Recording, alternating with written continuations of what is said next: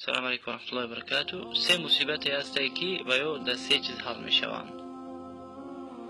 یکمش اذا ابتلیت بحب الشهوات، وقتی که خطر دیدی که شهوات را بسیار دوست می‌داری، ای پشتی شهوات پرستی هستی، مانند مال بسیار دوست می‌داری، دنیا را بسیار دوست می‌داری، زن را بسیار دوست می‌داری، والعیاذ بالله شهوات. امیر حالش راجع حساباتك مع الصلوات. نگاه که با حساب کتاب که نمازها را میخونی در وقتشو که نمیخونی، 5 وقت نماز ده یا که قضاش میکنی. دلیل چیه؟ دلیل در قرآن الله عز وجل میگه که فخلف من بعدهم خلف اضاعوا الصلاة واتبعوا الشهوات. وقتی که صفات پیغمبرا را میگه بعد او آدمای اومدن که نماز ترک کردن، نماز قضا کردن، در وقتش نخوندن، بعد ای پیشی شهواتاشون شهوات پرستی کردن. یعنی کسی که نماز نمیخونه اگر والعیاذ بالله آخرش الله عز وجل سببش میگردونه که شهوات پرست میشه و ای پیشی شهواتو میشه. یعنی کسی که اگر که نمازش که در وقتش بخونه اگر الله عز وجل ای شهواتو دورش میکنه ورا. این یکمینه. الآفة الثانية ديمين مصيبات آفات إذا أحسست بالشقاء، وقتك بدبختي اختهيس كدسكي بدبختي وعدم التوفيق الله عز وجل ده كارود موافق نكدستاز، كارود ده بركات نستان. حل الشيء ميجا راجع حساباتك مع أمك. نيجاك قتي مادرت چخيلي، مادرت قتي چخيل معاملة مكني، آيو قتي مادرت معاملات خوبه يا كي معاملات خوب نسته. دلیل چیه؟ الله عز وجل در قرآن به زبان حضرت عیسی، حضرت عیسی میگه که و برم بوالدتی، من پروردگار هم خیلی کرده که بسیار نسبت مادرم نیکوکارم، مادرم بسیار خدمت میکنم. حضرت عیسی گفته است ولم یجعلنی جبارا شقیا، من پروردگار جبار ظالم و بدبخت کردگی نیسته. یعنی به سبب که الله عز وجل من سبب کرد که من مادرم خدمت کردم، مادرم حرمت کردم، بس همین سبب شده الله عز وجل من بدبخت نکرده، من الله عز وجل موفق میسرم کرده.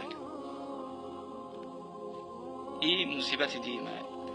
الآفة الثالثة مصیبت سیم، آفت سیم اذا شعرت بالاکتئاب والضنك، وقتی که خودت حس کرده که بسیار دویم زیقی، دویم ده تنگی،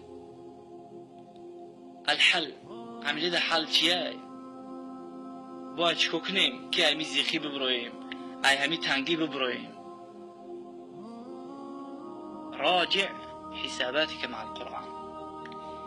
یک بار نگاه کن که قرآن قطعی قرآن تو چخیلی، معاملات قطعی قرآن چخیله. آیا قرآن میخونی که نمیخونی؟ کی قرآن آخر وقت قبیلی به دستت؟ دلیل چیه؟ دلیل الله عز وجل در قرآن که ومن اعرض عن ذکری فإن له معیشة ضنکا. کسی که ای ذکری من روی میگردونه، ذکر پروردگار آمای ای همه ده بهترین ذکر قرآن خوندن ای، در او حالت برای را زندگی تنگه.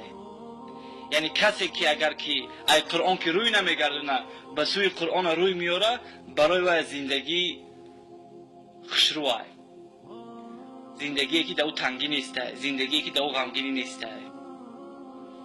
برام اگر کسی که الله عز وجل خواه که هوی کنمی مصیبتایی که در بالاش اومده گه، همین سه چیزه. کسی که اگر میفرش که الله تعالی موفقش کنه و الله تعالی کاراش برار بتیه و الله عز وجل راه شوی کنه، مادر داشته باشه، سر مادرش مشک میکنه، مادرش حرمت میکنه، مادرش خدمت میکنه تا مادامی که زنده است. و کسی که میخواد که ای شهواتو دور شوه، ای زن، مقصد زن دوست داشتن، پول مال زیاد دوست داشتن، دنیا رو دوست داشتن، این وقت نماز 5 وقت در وقتش میخونه، قضاش نمیکنه، این وقت دائم در وقتش میخونه. و آخرونی که گفتیم قرآن. کسی که میفرش که الله عز وجل برای او را تنگی را دور کنه دلش، ذکر را دور کنه دلش، قرآن روی میاره، قرآن میخونه. اقل شیء یعنی هم خشیا که برادرها یعنی خواستن کسایی که مقصد کم قرآن میخونن هم خیلی نشوه که یه روزی که بگذره برای شما قرآن دو هوی کردگی نباشین. باید قرآن هوی کردگی باشین. سخن پروردگار رب العالمین برام حضرت عثمان بن عفان رضی الله تعالی عنه میگه لو طهرت قلوبكم ما شبعت من كلام ربكم. اگر که دلای شما پاک میشید هیچ وقت سخن پروردگار سیر نمیشید شما.